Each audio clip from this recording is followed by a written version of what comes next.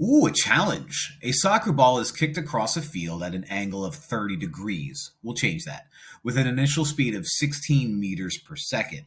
Write a set of parametric equations for the motion of the soccer ball. So usually when you deal with the parametric equations types problems and you're dealing with shooting or firing or throwing something in the air at a specific angle, we are given two formulas to use. And of course, this is parametric, so x equals and y equals. The x equals is going to be the initial velocity, which we'll call v sub 0, times cosine of the angle that we're going to use, all of that multiplied to t. Okay, that's going to be the x function. The y function is going to be given to us as negative 1/2 of gravity, and we'll have a specific gravity number for this one because this one's in meters and not in feet. Thanks, America.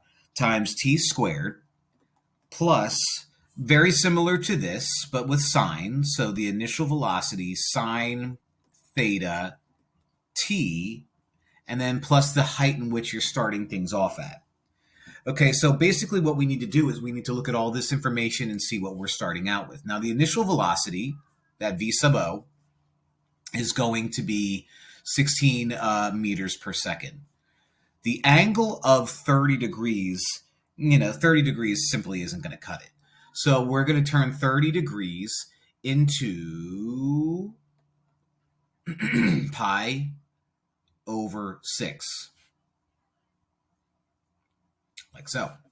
What else? The g that we're going to use. Now, there's two g's usually that we're going to use. One for feet, one for meters. If you're dealing with meters, the g that you're going to use is going to be 9.8. Okay, if it was feet, it would be 32.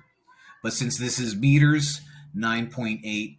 And we have, I think, everything we need to plug in. Oh, no, the initial height. The initial height is kicked across the field at an angle. I'm assuming that you're kicking the ball off of the ground, so we'll say height is 0.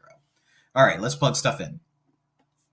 X is going to equal the initial speed, which is 16 cos pi over 6. We'll deal with that in a minute. Times t. Okay, don't know why I switched colors, but I did. Y equals negative 1/2 g, which is 9.8. T squared is still t squared, plus the initial speed of 16 sine pi over 6. Close that, plus nothing, so we'll leave that as plus nothing. So cleaning this up a little bit, 16 cos pi over 6 is going to be root 3 over 2 t.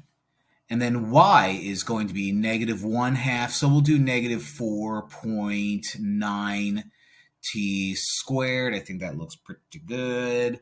Plus 16 sine of pi over 6 is 1/2. And I forgot t, so we don't want to forget t.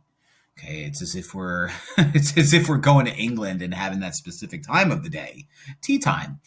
So cleaning this up, and probably the last thing we're going to have to do for both of these. 16 over 2 is 8, so we got 8 root 3t.